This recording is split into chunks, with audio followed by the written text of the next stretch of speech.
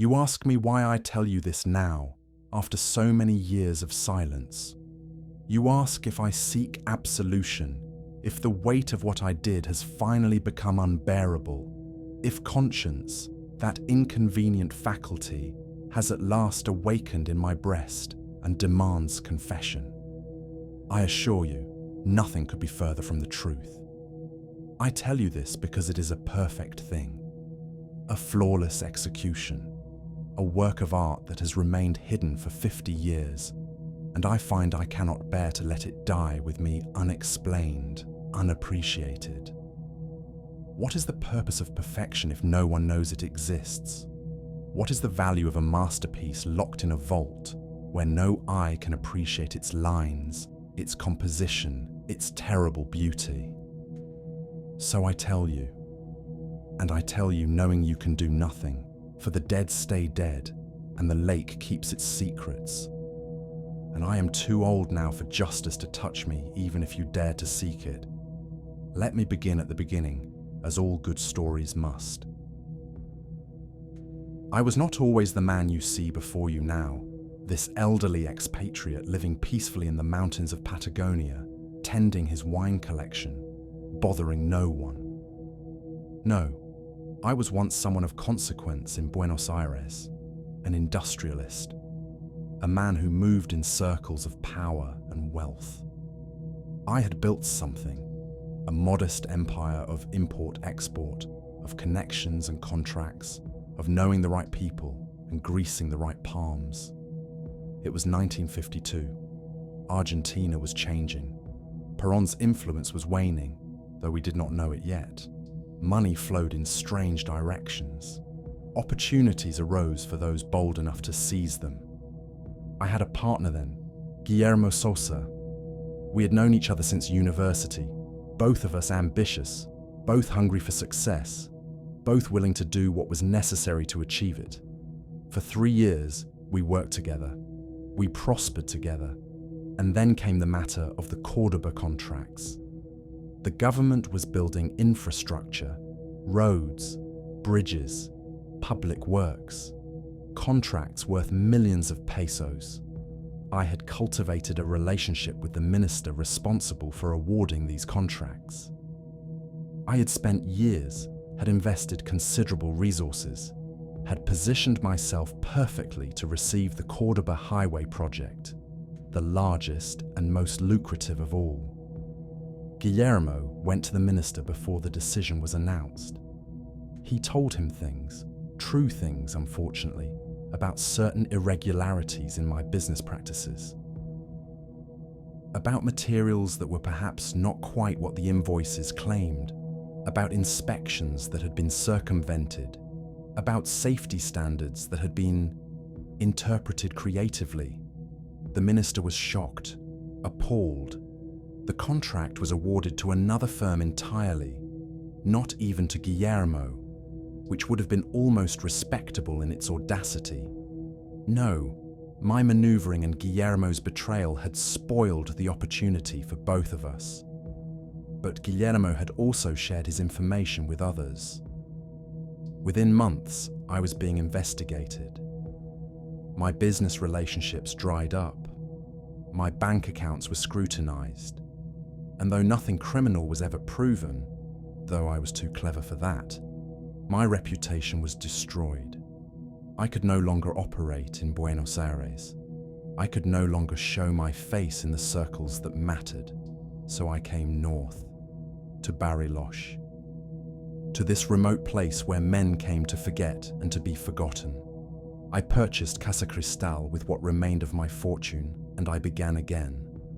A smaller life, a quieter life, but not a forgiving life. For 15 years, I thought of Guillermo, not constantly.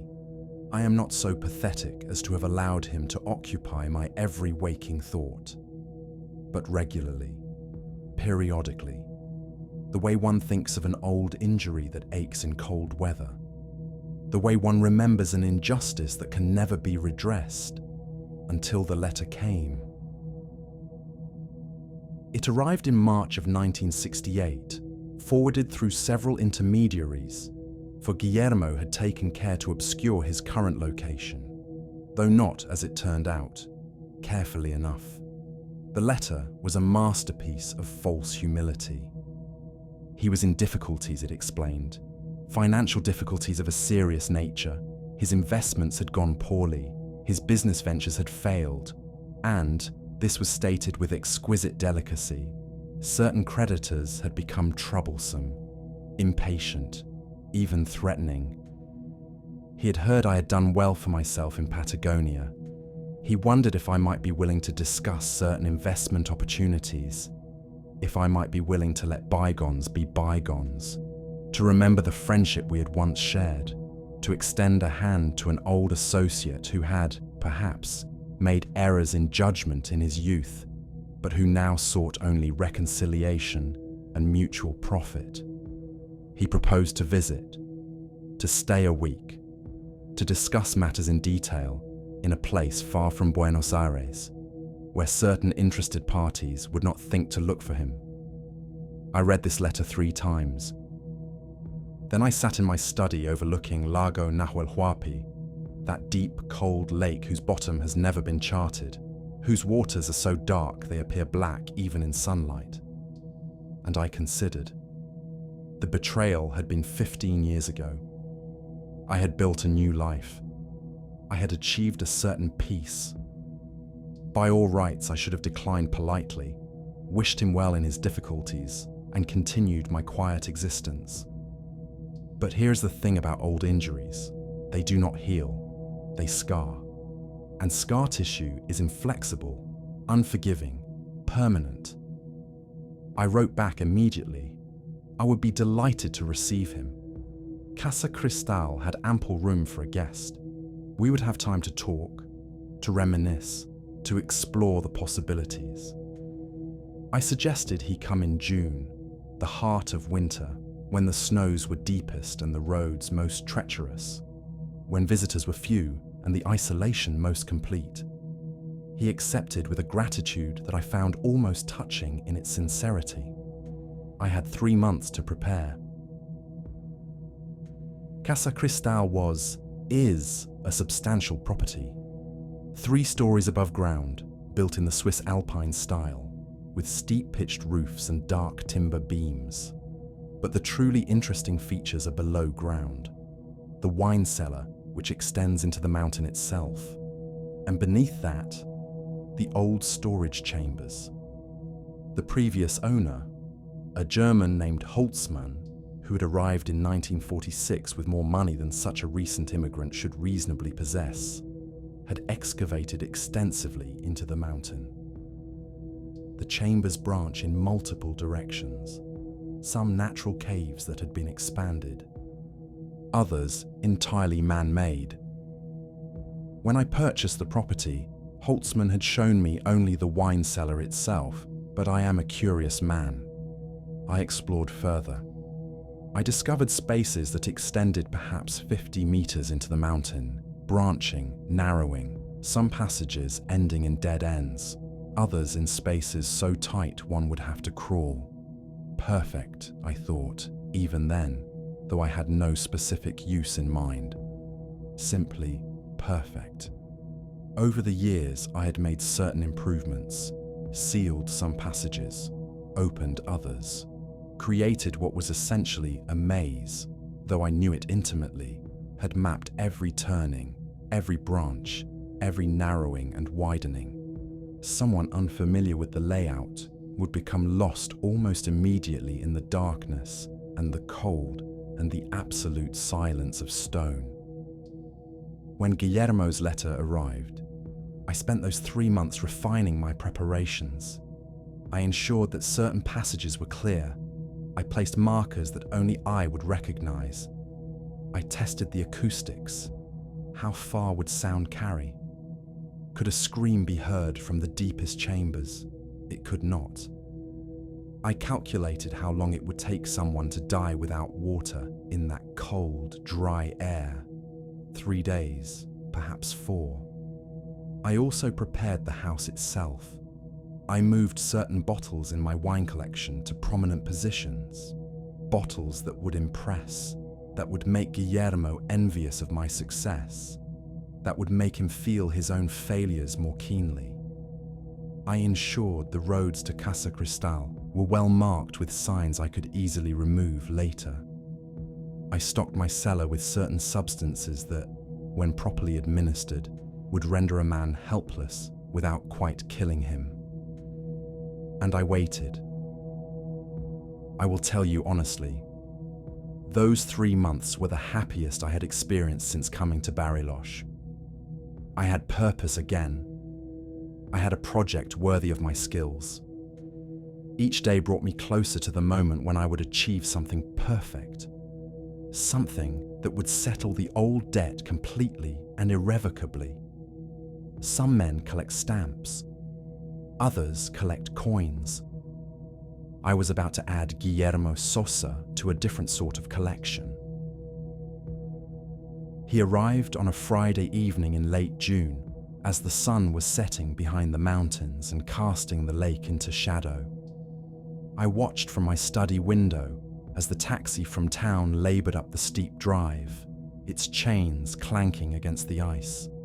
Snow had been falling for 3 days without cease, and the house stood alone in a white wilderness, connected to the town only by a single narrow road that would, I knew, become impassable within a day or two if the storm continued as predicted. I greeted him at the door with every appearance of warmth, embraced him, welcomed him in from the cold, took his coat and his small suitcase, so small I thought. Had he really come with so little? Or had he left most of his possessions behind to evade those creditors he had mentioned? He had aged, as men do.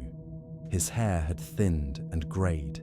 His face bore the lines of stress and disappointment, and, I thought, a certain desperate hope that perhaps this visit would solve his problems.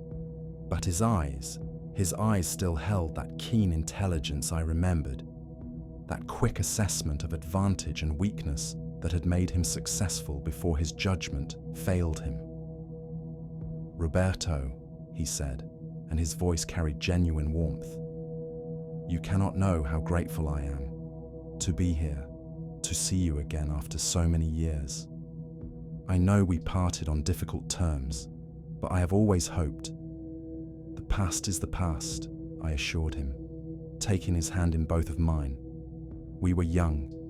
We made mistakes. What matters is that you are here now, and we have time to discuss the future."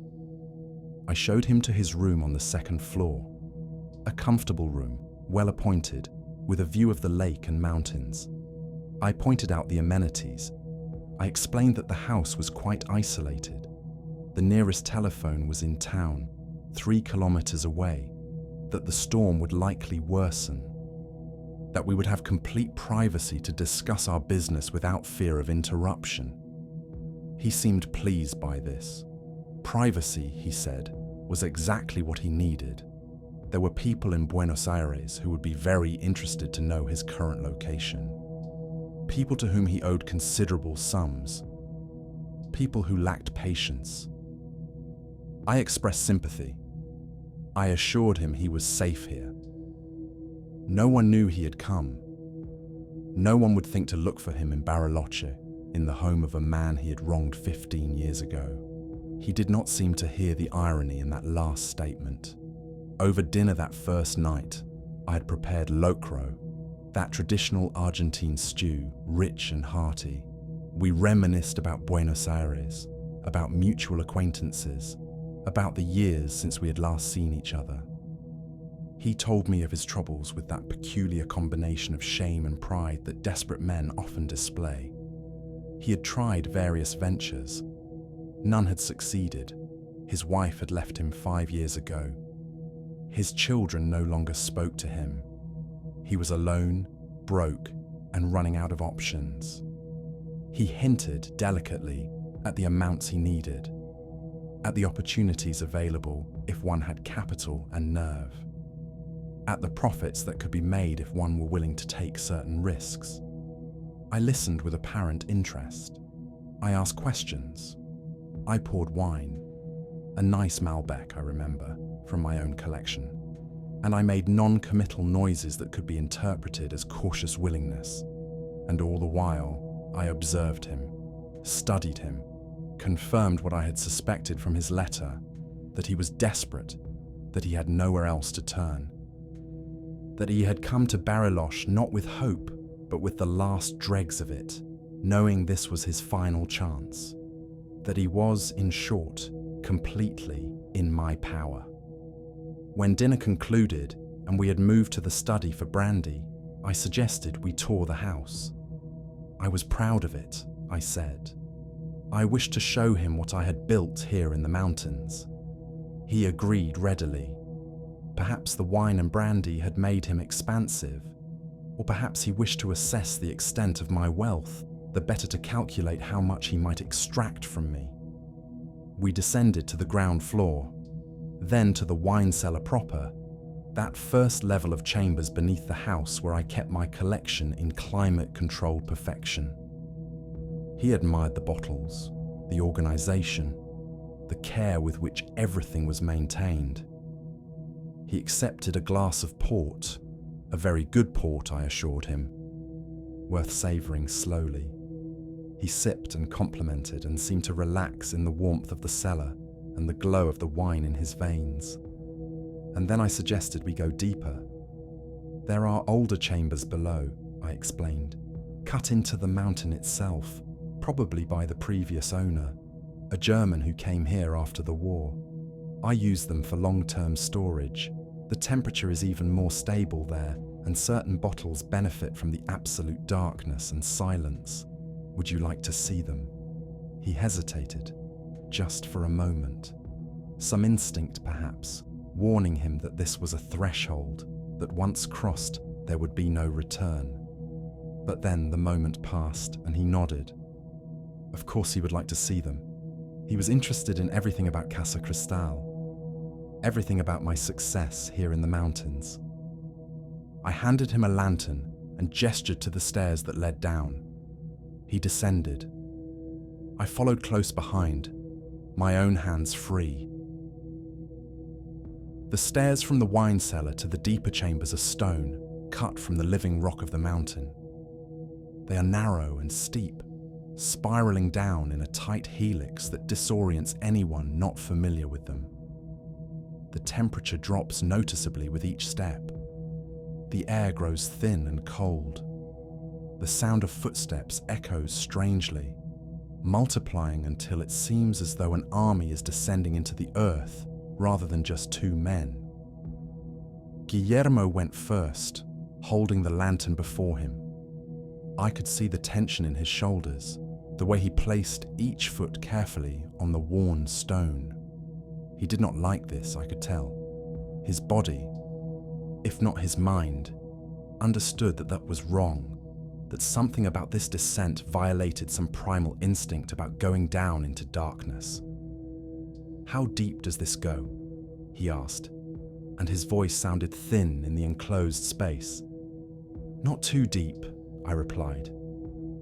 Perhaps 10 meters below the cellar level, 20 below ground. The chambers themselves are quite extensive, though. They branch into the mountain.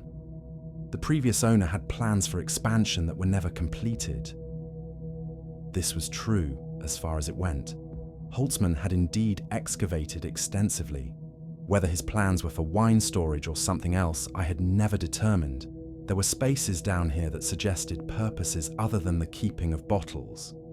Spaces that suggested Holtzman had his own reasons for wanting deep, dark, soundproof chambers carved into stone.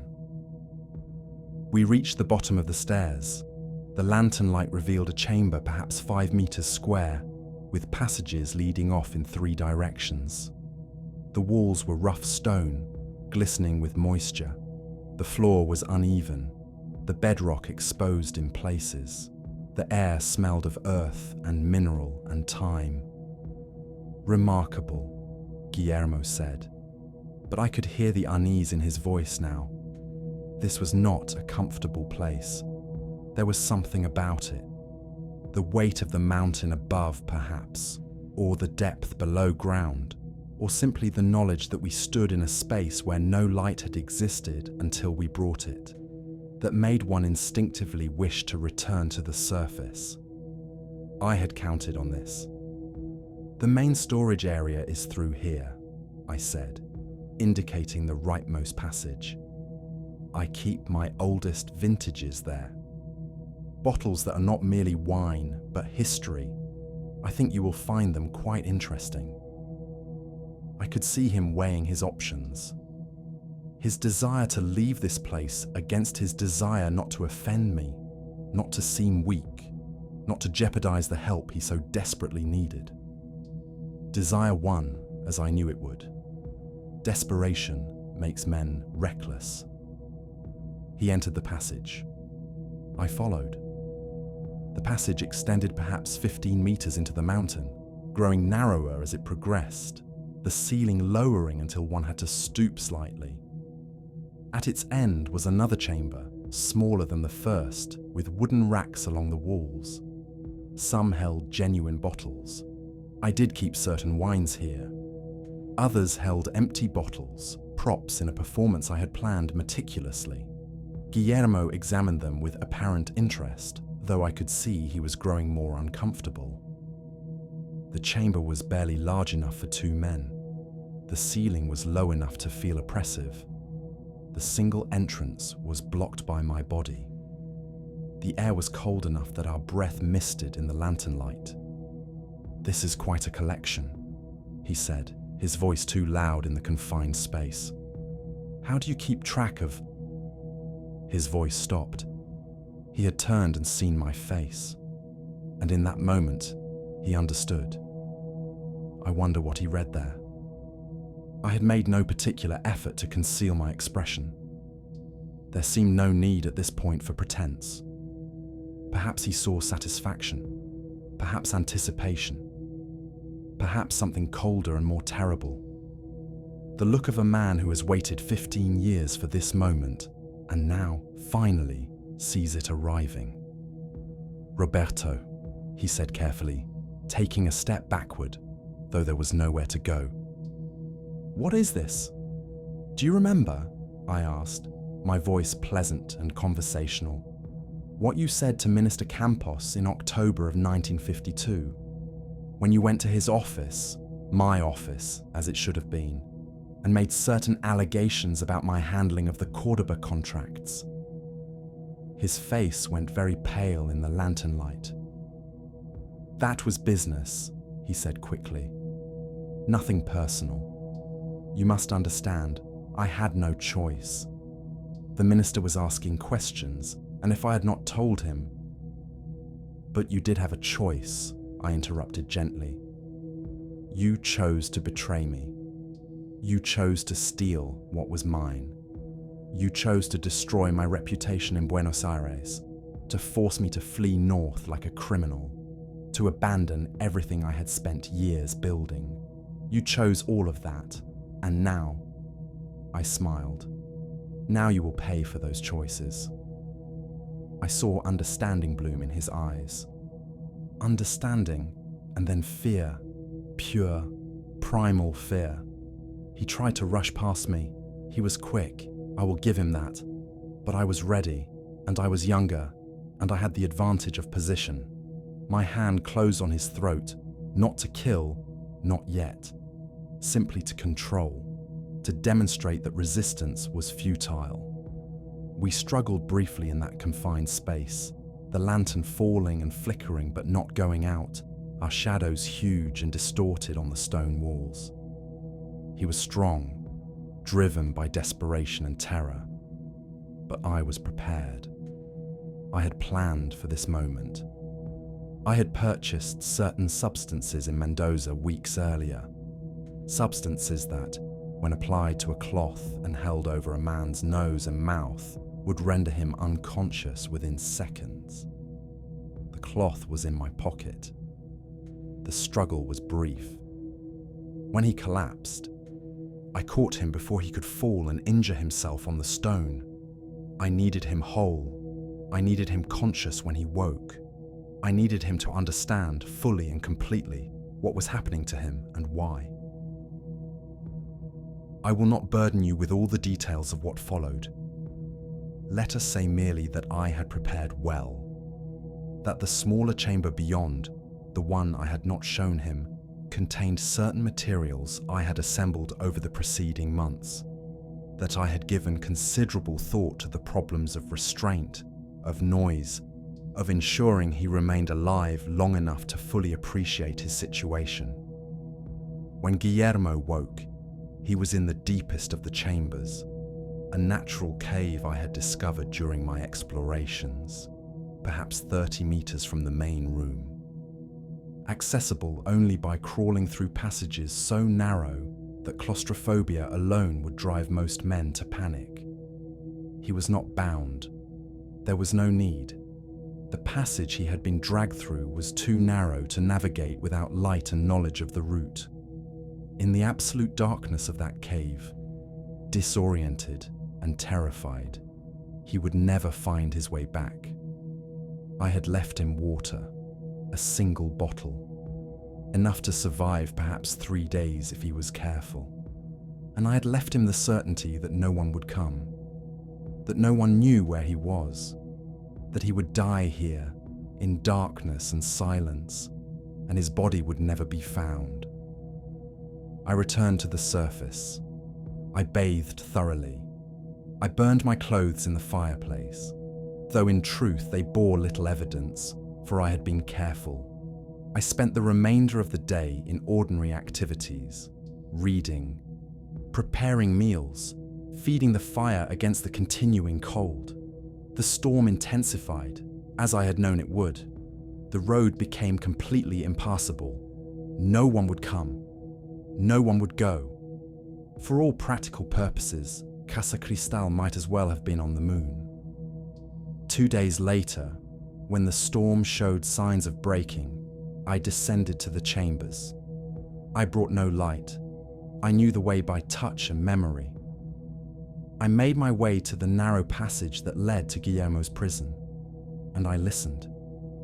At first, there was silence. Then I heard it, breathing, labored, desperate. He was still alive. I called his name softly, told him I was there, asked if he wished to confess, to acknowledge what he had done to me, to beg for mercy. His response was screaming, incoherent, primal, the sound of a mind beginning to fracture under the weight of darkness and isolation, and the knowledge of inevitable death.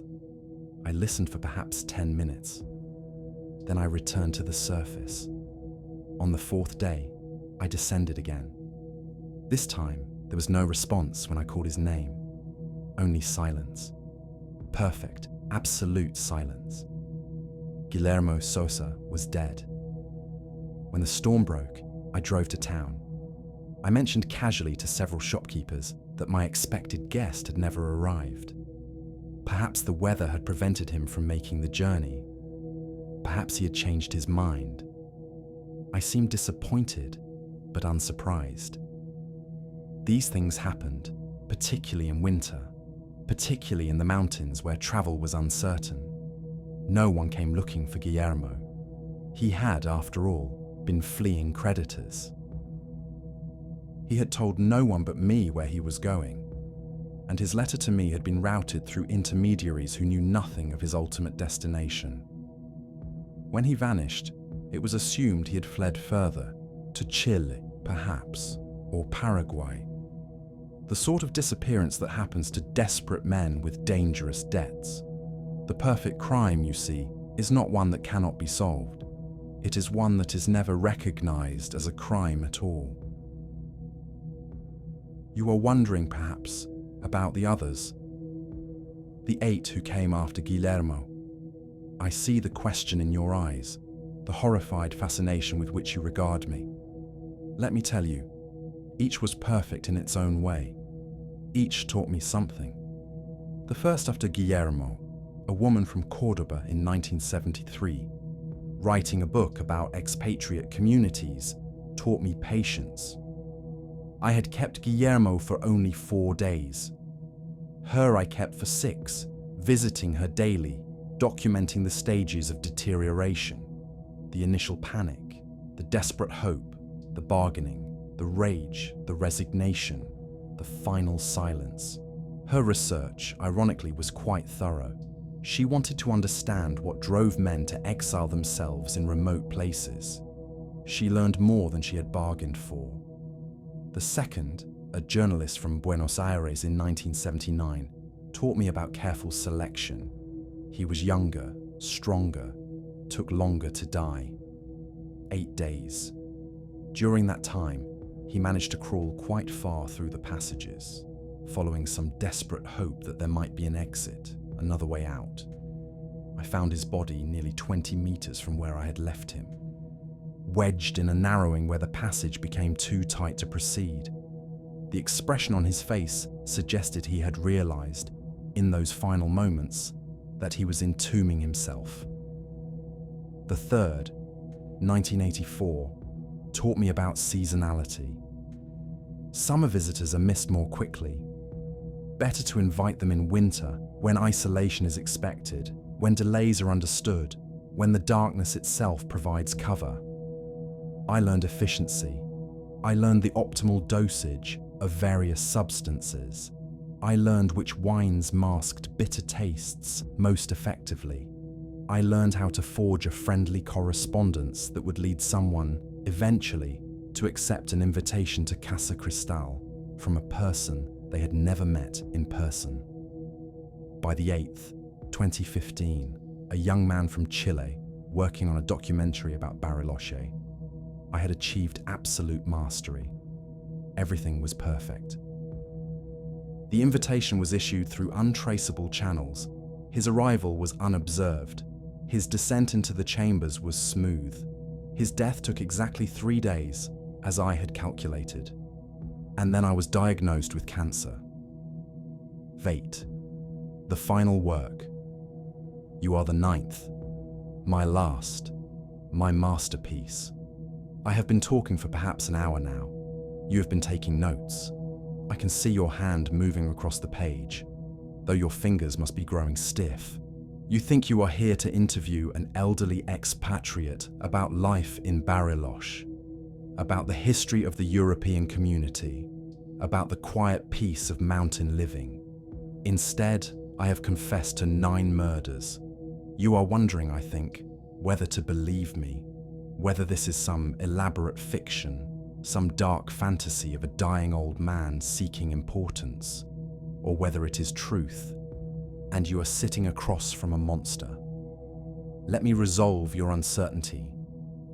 The wine I poured you 40 minutes ago, the excellent Malbec from Mendoza that you complimented so generously, contained a substance that even now is working through your bloodstream. In approximately 10 minutes, you will find that your legs no longer respond to commands. Shortly after, your arms will fail.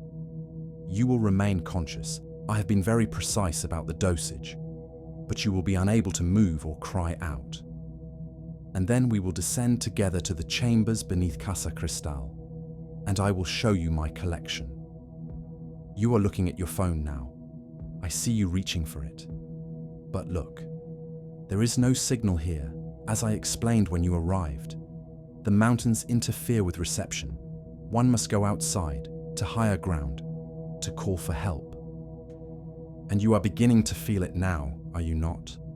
The tingling in your extremities, the heaviness in your limbs, the difficulty in forming words. Do not fight it. Fighting only makes the transition more uncomfortable. I am dying, you see. 3 months, perhaps less. The cancer has spread beyond treatment, and I find I cannot bear to let my work end without creating one final piece, one perfect farewell to the art I have practiced for 50 years. You should feel honored. You are to be the culmination of everything I have learned, the synthesis of 5 decades of refinement and practice, my legacy. The house has been sold, you see. The papers were signed yesterday. A lovely family from Mendoza, young couple, 2 children. They take possession next week. They know nothing of the chambers below, nothing of what lies in the mountain beneath their new home. the passages I have sealed so carefully over the years. By the time your disappearance is noted, and you have been so careful to tell no one exactly where you were going today, haven't you? I will be dead, and the house will have changed hands. Even if someone thinks to investigate here, the new owners will say they never met me, know nothing of any journalist, found the house empty when they arrived. The mountain will keep its secrets, as it has kept them for 50 years, as it will keep them until the mountains themselves crumble into dust. Your chair has fallen over. I see you have slipped from it to the floor. Let me help you. You are not heavy, and I am not quite as weak as I appeared. Deception, you see, has always been part of my art. We will go down now. Down to the wine cellar, down to the chambers below, down to where the mountain waits in darkness and silence and perfect patient cold. You wish to scream, but you cannot. You wish to struggle, but your body will not obey. You can only watch as I carry you down, step by step, into the depths beneath Casa Cristal. This is not murder, you see. This is art. This is perfection. This is a gift I give to myself before I die. The knowledge that I have created something that will last forever, hidden in stone, preserved by cold, unknown to all but me. And now you. Welcome to my collection. Welcome to the depths.